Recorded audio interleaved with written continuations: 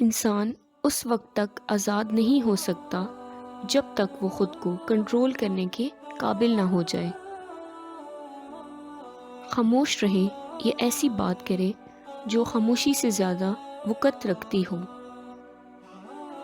بچوں کو تعلیم دیں تاکہ انہیں سزا دینے کی ضرورت نہ پڑے۔ غصے میں انسان کو ہر قسم کی بات کرنے اور کام کرنے سے پرہیز کرنا چاہیے۔ اپنی عظمت کا اندازہ کبھی بھی اپنے سائے کی لمبائی سے مت لگائیں۔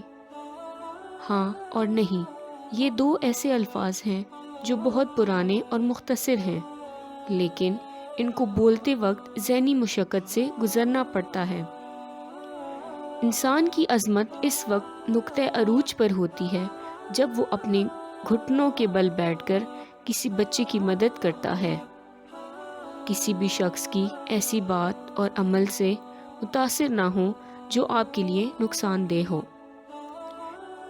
بے معنی گفتگو سے خاموش رہنا بہتر ہے۔ خوشی کا تعاقب نہ کریں، دراصل یہ آپ کے اندر موجود ہوتی ہے۔ ہمیشہ وہی طرز عمل اختیار کریں جو صحیح ہو، چاہے دنیا آپ کے بارے میں جو بھی سوچے۔ تعریف اور الزام سے کبھی متاثر نہ ہوں۔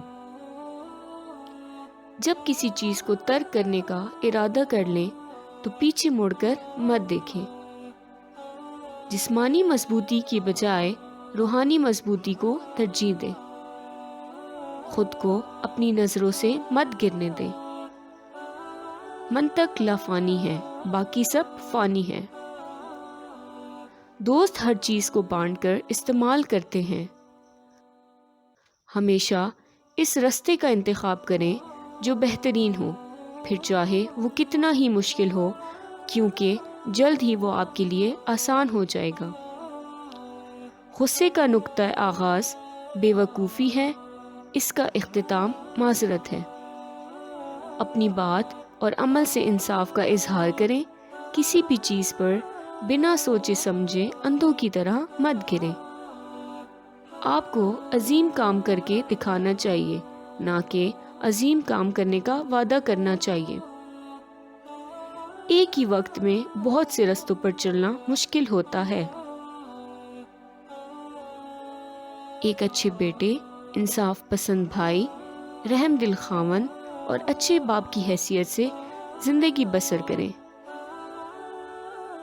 نیکی کی طرح بدی کو پسند کرنے والے لوگ بھی دنیا میں پائے جاتے ہیں۔ ایک بے وقوف آدمی اپنی گفتگو اور ایک ذہین آدمی اپنی خاموشی سے پہچانا جاتا ہے۔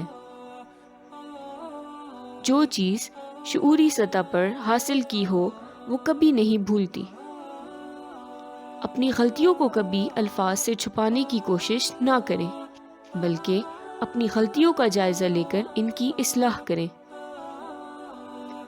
خدشات کے زیر اثر ہمیں مایوسی کی بجائے عمل پر توجہ دینی چاہیے۔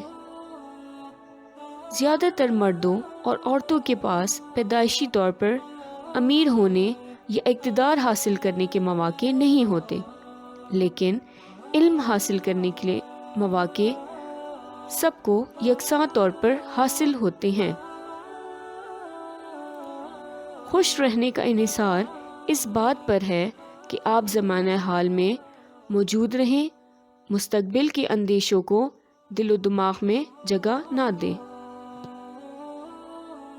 ایسا انسان جو اپنے جذبات کا اسیر ہو وہ کبھی آزاد نہیں ہو سکتا۔